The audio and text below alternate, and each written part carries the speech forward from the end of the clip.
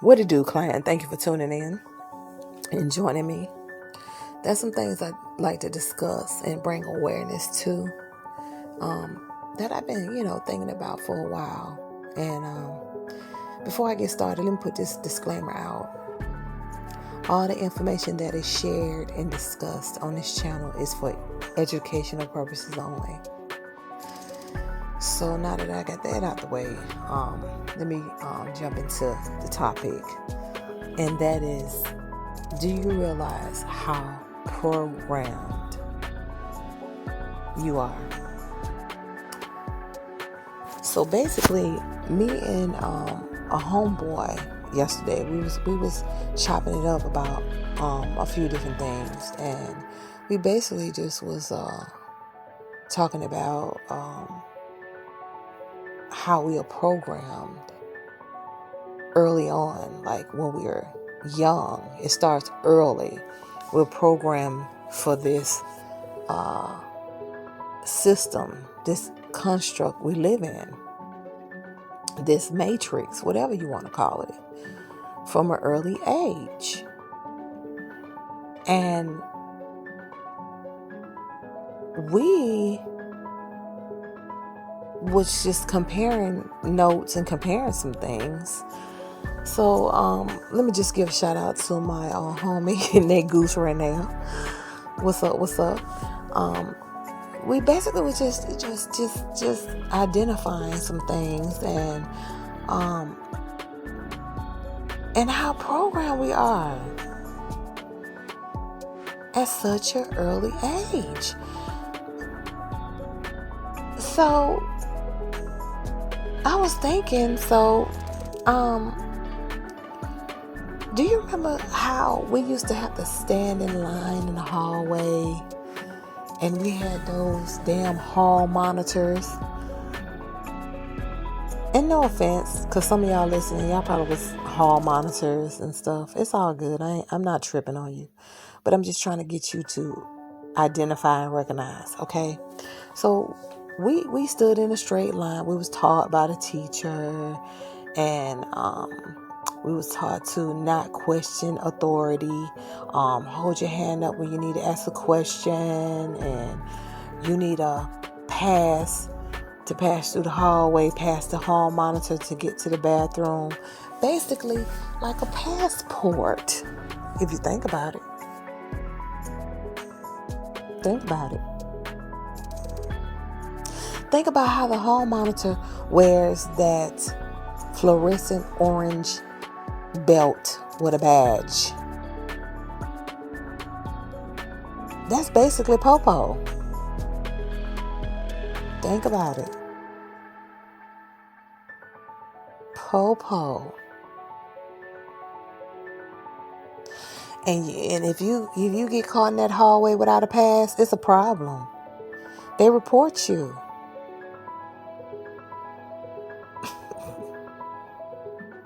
So basically, it's like you're getting a citation for passing through the hall without a pass to passport to the bathroom. Think about it.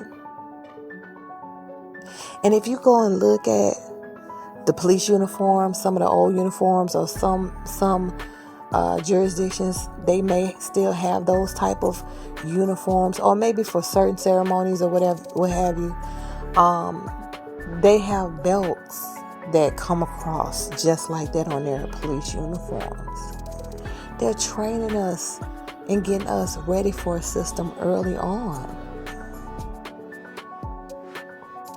So we're programmed thinking it's right when everything is not right. They have us pledging to a flag. But are we really pledging to a flag, or we're pledging to terms and conditions? Because if you think about it, everything we do in life is connected to a legal construct. Everything. Think about it. Before we're old enough to sign documentation on our own, our parents are signing documentation for the children, their offspring. Basically, whatever programs they want to have, it doesn't matter. I mean, majority of our life, we're signing so many documents. They are contracts. They are legal binding contracts. Think about it. It's legal. Everything you do is legal. You're signing your John Hancock. I don't care if it's electronic. I don't care if it's a wet ink signature. It's a signature to a legal binding contract. Think about it, people. And when it comes to the English language, there are so many different definitions to one word. But I'm going to tell you this, when it comes to legal, you have legal definitions. They have total definitions of what we learned in public school. That legalese is totally different from the regular words you use in everyday language of just interacting with your peers or strangers. It doesn't even matter who you're speaking with. Those words don't contain the same meaning at all. I don't want you to believe me. I want you to go look. I want you to invest in legal dictionaries, etymology dictionaries, because you need to know the words, what's being used, because words are being used against us. And we don't understand what they're saying because we're speaking a whole different dialect of English than they're speaking.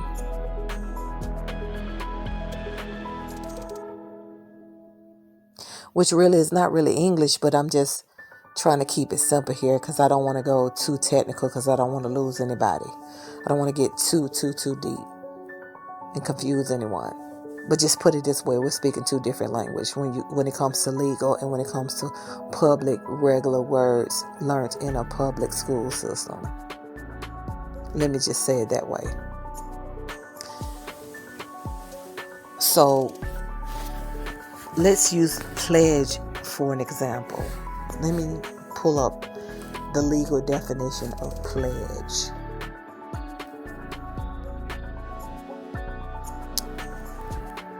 Just give me a second, clan. Let me pull it up. Let me pull that word up for you so we can get a clear understanding of what the legal terminology of pledge means. What is a pledge? In the law of bailment, a bailment of goods to a creditor as security for some debt or engagement, a bailment or delivery of goods by a debtor to his creditor, to be kept till the debt lie discharged. That is the meaning of pledge.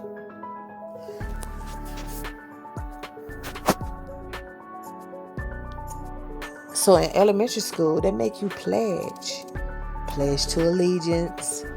The hall monitors, depending on the school, some of them have to pledge. And when you hold your hand up, your right hand up, you're making a pledge.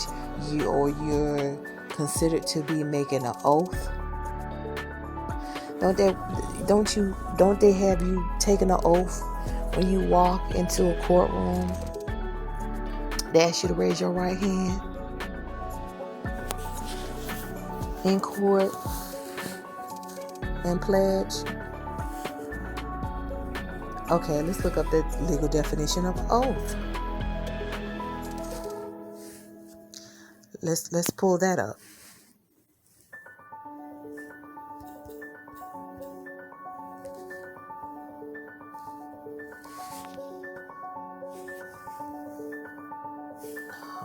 Let me find.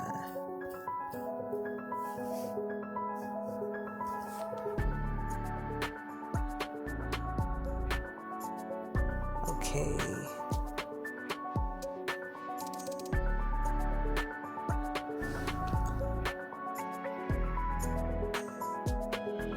Okay, let me run this, and this is Black's Law Dictionary. What is oath? Oath, an external pledge, or as a versa, loan. That has to be some type of Latin. Made in verification of statements made, CR, to be made, coupled with an appeal to a secured or venerated object in evidence of the serious and reverent state of mind of party, or with an invocation to a supreme being to witness the words of the party and to visit him with punishment if they be false.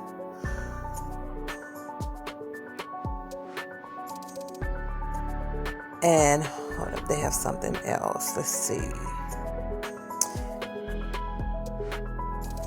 A religious asseveration by which a person renounces the mercy and imprecates the vengeance of heaven if he do not speak the truth. So that's the meaning of oath in the second edition of Black's Law, but it's best to be current because definitions changed in law as well as public definitions, regular definitions. So with the legal dictionaries, you should keep all the current ones and read what means what. But that's just to give you an idea, claim, of the difference between like public words and legal words. There's a difference when you're speaking about legal terminologies, and we're not taught to question things. We're taught to obey. We never looked up these things. We never consider if it's wrong, or we just been so trustworthy and just believing what we've been told, and this is correct, and we just been going with it, and we be getting our ass steamrolled left and right, and we don't know why. We stress the hell out, and why we be getting hammered to our asses, because we don't understand what the hell is going on. We just been following the script. But we never asked how much shit we getting paid for this performance. You know what I'm saying? I'm just saying. We all this damn acting, but we ain't getting compensated for it. All this role play. We've been getting mistreated.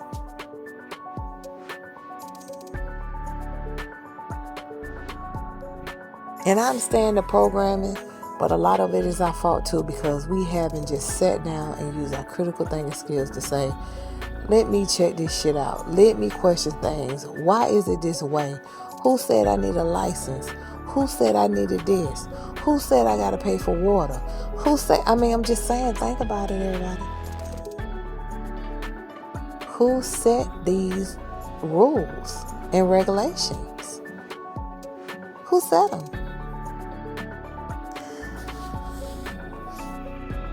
Now, so the Creator created the earth, which has a whole source of natural herbs, food supplies. Just natural resources, elements, so and so on. And we was created as well. So who said we had to be charged and had to pay to live upon this earth? Who made that decision? When you have a God divine right to be free.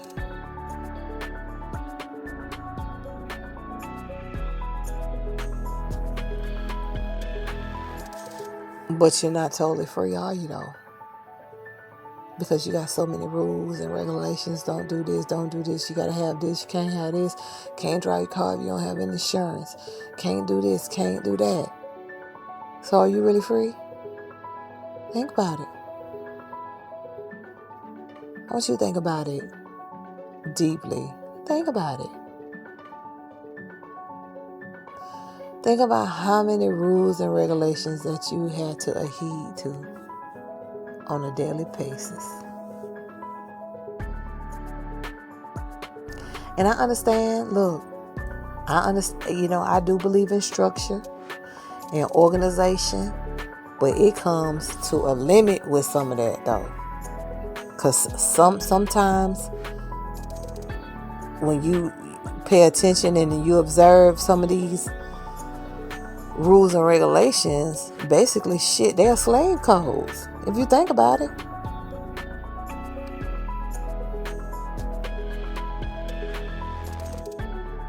But y'all think y'all free.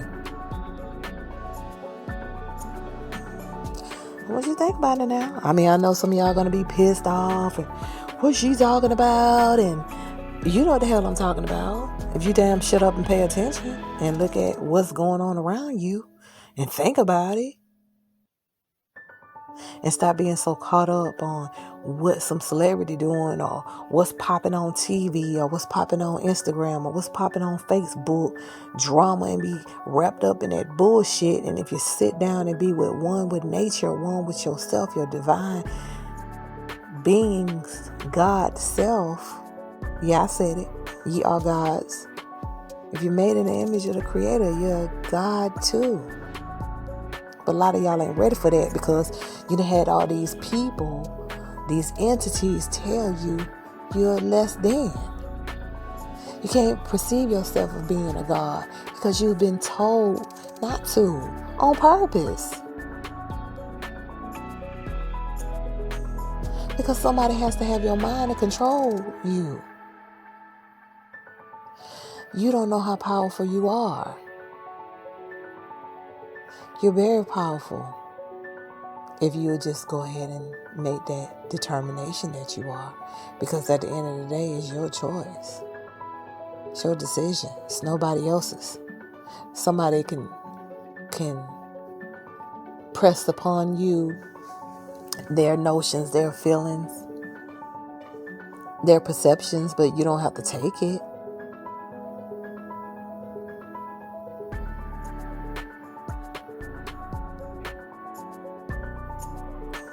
But you have to be ready to step in that God position and realize who you are and what you're connected to and what's your greatest power.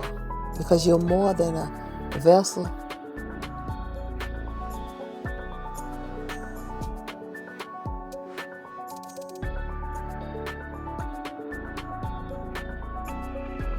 You know that, right?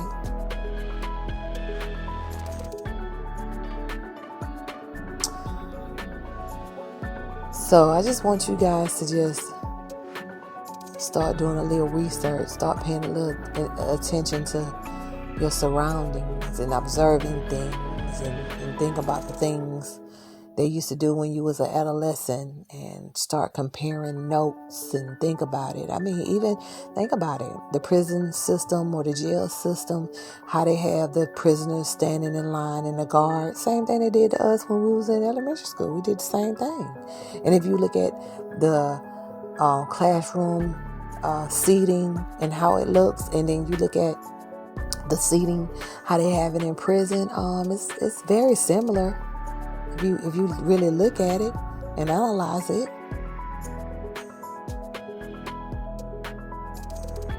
How the hallway is lined up in an elementary school or even high school, how the hall is with those single door formations, the doors, and when the bell rings, the doors shut and we have to sit in that class.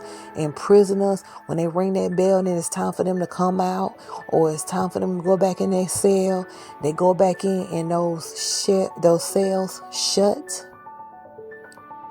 You think this is a coincidence? Nothing is a coincidence. It's all by design. It's subliminal conditioning at an early age. That's what it's just normal to everybody. They're not realizing it's all by design. You're being programmed. You can't identify it quick because you're so used to doing it. You just think it's normal. Thinking about it, clan. Just think about it, clan. Compare notes. Do your homework. I just want to bring awareness. I just want to get you to start using your critical thinking skills. Open up your third eye. And break the visual curses. And break the verbal curses. So I'm just going to leave y'all with that thought. And it would be more to come and more things to be discussed, but I want you to just start just slowing down and kind of like taking a purge away from social media and the news and all this stuff that's shoved in your face every day, radio, and get in tune with self and start observing things on a deeper level. So thank you for tuning in. I love y'all, clan, and wish you the best. I'm out.